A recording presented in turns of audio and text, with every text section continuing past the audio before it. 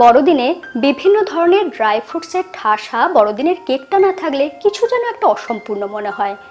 সেই বড়দিনেতে বাজার থেকে কেকটা না কিনে যদি বাড়িতেই বানিয়ে নেওয়া যায় তাহলে এক তো পয়সা সাশ্রয় হবে, সাথে সুস্বাদু ভেজালমুক্ত একটা কেক সকলে মিলে উপভোগ করতে পারবেন। সেটাই আজ দেখাবো খুব সহজ করে, যাতে আপনারা সঠিকভাবে এই কেক বানিয়ে নিতে পারেন বাড়িতেই। আমি ঋতুপর্ণা, আপনারা দেখছেন ঋতুর রান্নাঘর। ক্রিসমাস কেকের বিশেষত্বই হলো বেশি পরিমাণে ড্রাই ফ্রুটস, তাই এখানে নিয়েছি 1/4 কাপ রেগুলার যে কিশমিশ ব্যবহার করি সেই কিশমিশটা, 1/4 কাপ আমন্ড নিয়েছি, এটাকে আমি কুচি করে নিয়েছি, আর নিয়েছি সমপরিমাণ কাজু, এটাকে আমি হাফ করে কেটে নিয়েছি, আর নিয়েছি কিছুটা চেরি, এটাকেও আমি কুচি করে নিয়েছি। এরপরে যে উপকরণটা দেখাবো এটা হলো অ্যাপ্রিকট। এটা যদি বাড়িতে না থাকে তাহলে কিন্তু আপনারা নাও দিতে পারেন, এতে স্বাদের কোনো হেরফের হবে না। আর দুটো ড্রাই ফ্রুটস নিয়েছি, তার মধ্যে নিয়েছি কালো কিশমিশ আর নিয়েছি কিছুটা খেজুর, খেজুরটাকেও আমি কুচি করে নিয়েছি। আমি এখানে টুটি ফ্রুটি ব্যবহার করলাম না, কারণ এতে ফুড কালার ব্যবহার করা হয়, সেই জন্য এটাকে অ্যাভয়েড করলাম। আপনারা চাইলে দিতে পারেন। একটা কথা বলে রাখি, এই সমস্ত ড্রাই ফ্রুটসগুলো কাশ্মীর বেড়াতে গিয়ে নিয়ে এসেছিলাম। এরপরে এই ড্রাই ফ্রুটসগুলোকে আমি ভিজিয়ে নেব। তার জন্য নিয়েছি এখানে অরেঞ্জ জুইস, 10 টাকার যে টেট্রা প্যাক হয় সেই অরেঞ্জ জুইসটাই আমি ব্যবহার করেছি।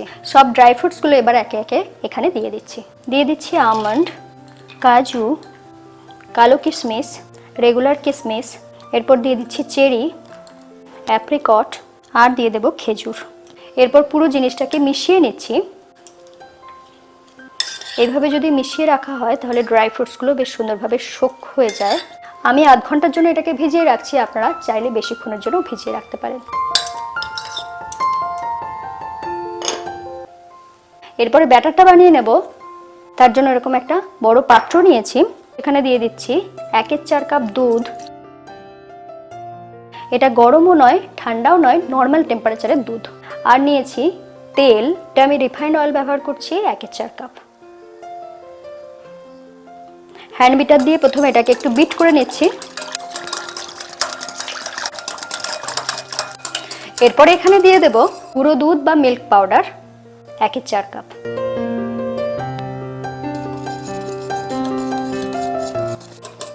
এটা অপশনাল, তবে দেওয়ার চেষ্টা করবেন, স্বাদটা ভালোই লাগে।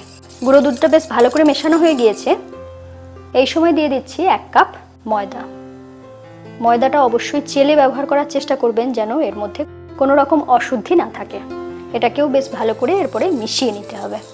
মেশানোর সময় একবার ডান দিকে আর একবার বাঁ দিকে করে যদি মেশান তাহলে খুব সহজে মিশে যায়। এইভাবে একটু সময় নিয়ে ফেটিয়ে নিতে হবে।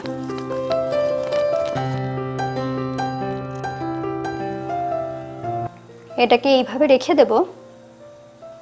এরই মধ্যে আমি ক্যারামেল সুগার বা চিনি পোড়ার জলটা বানিয়ে নেব। দিয়ে দিচ্ছি 4 টেবিল চামচ গুঁড়ো চিনি। গুঁড়ো চিনির পরিবর্তে আপনারা নর্মাল চিনিটাও ব্যবহার করতে পারেন। গুঁড়ো চিনিটা দিলাম যাতে খুব তাড়াতাড়ি গলে যায়। দেখুন বলতে বলতেই গলতে শুরু করেছে। আমি গ্যাসটাকে লো ফ্লেমে রেখেছি। এরপর একটু নাড়াচাড়া করে দিচ্ছি। যখন চিনিটা গলতে শুরু করবে সেই সময় হাতের কাছে জলটা কিন্তু রেডি রাখবেন।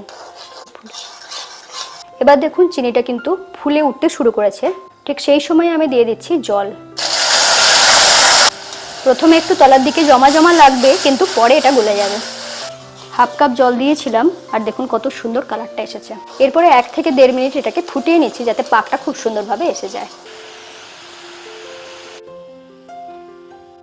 এরপর ক্যারামেল চিনিটাকে, মানে চিনি পোড়া জলটাকে পুরোপুরি ঠান্ডা করে নেওয়ার পরে ব্যাটারের মধ্যে দিয়ে দিচ্ছি। ক্রিসমাস কেকের যে লালচে রংটা আসে সেটা কিন্তু এই চিনি পোড়া জলের জন্যই আসে। এরপর বেশ ভালো মতো এটাকে ফেটিয়ে নিতে হবে। হাতে করে যদি এইভাবে ফেটান তাহলে 10 থেকে 15 মিনিট অবশ্যই ফেটাতে হবে। আপনারা চাইলে কিন্তু ইলেকট্রিক বিটার ব্যবহার করতে পারেন, তাহলে কাজটা অনেক সহজ হয়ে যাবে। ফেটানোটা খুব ভালোভাবে হয়ে গিয়েছে। দেখুন এই কেকটার জন্য আমি কোনো এসেন্স ব্যবহার করব না, বানিয়ে নেব একটা ঘরোয়া মশলা। তার জন্য নিয়েছি 6টা এলাচ, দারচিনির একটা বড় স্টিক, আর লাগছে 4টের মতন লবঙ্গ। এই 3টে মশলাকে একসাথে মিহি করে গুঁড়ো করে সেটা ব্যবহার করব। সব শেষে আমি দিয়ে দিচ্ছি সেই মশলাটা।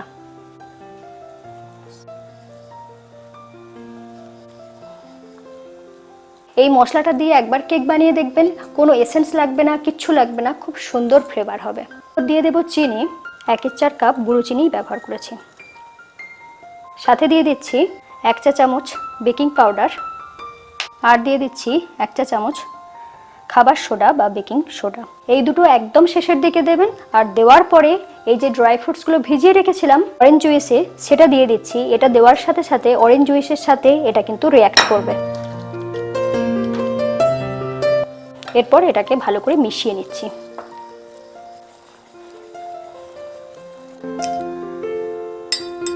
পুরো জিনিসটা খুব ভালো করে মিশিয়ে নিয়েছি। এরপর দেখে নিন ঘনত্বটা ঠিক এরকম। এরপর কেকের এরকম গোল টিন নিয়ে নিয়েছি।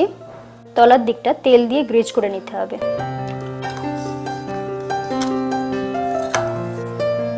তলার দিকটা এবং সাইডের দিকটা বেশ ভালো করে তেলটা লাগিয়ে নিয়েছি। এরপর এরকম বাটার পেপার নিয়েছি, নিয়ে তলার দিকটায় দিয়ে দিচ্ছি। একটা সাইড ভালো করে তেল লাগানো হয়ে গিয়েছে। এরপরে উল্টে নিচ্ছি যাতে অন্য সাইডটাতেও তেলটা ভালো করে লেগে যায়। আর সাইড থেকে দেওয়ার জন্য এরকম একটা বাটার পেপার কেটে নিয়েছি। এটাকে এইভাবে সাইডের দিকে দিয়ে দিচ্ছি। এরপর ওপর থেকে দিয়ে দিচ্ছি সামান্য একটু ময়দা। ময়দাটাকে এইভাবে ছড়িয়ে দিচ্ছি। এক্সট্রা যে ময়দাটা থাকবে সেটা এইভাবে ফেলে দিচ্ছি।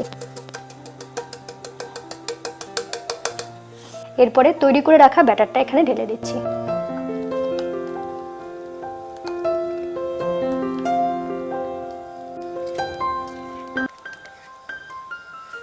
কিছু ড্রাই ফ্রুটস আমি ওপর থেকে এইভাবে সাজিয়ে দিচ্ছি।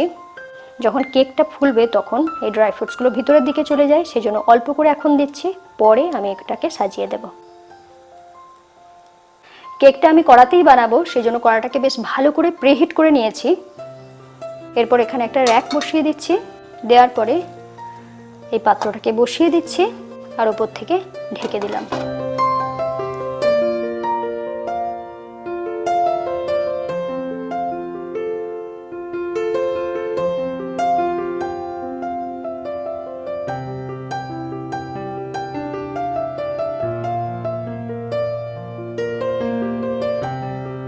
ঠিক আধ ঘন্টা হয়ে যাওয়ার পরে ওপরটাতে ড্রাই ফ্রুটস দিয়ে সুন্দর করে সাজিয়ে দিলাম।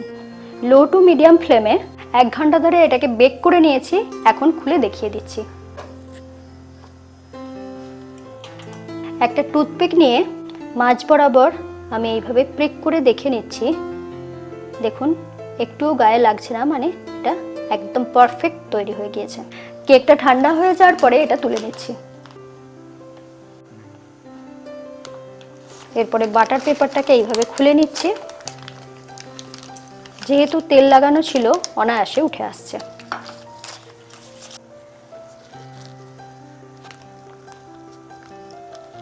দেখুন কত সহজে উঠে গেল। এমনিতে দেখতেই পাচ্ছেন কেকটা কতটা সুন্দর তৈরি হয়েছে।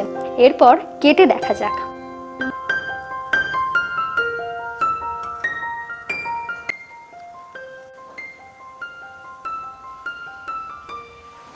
দেখুন কতটা সফট হয়েছে।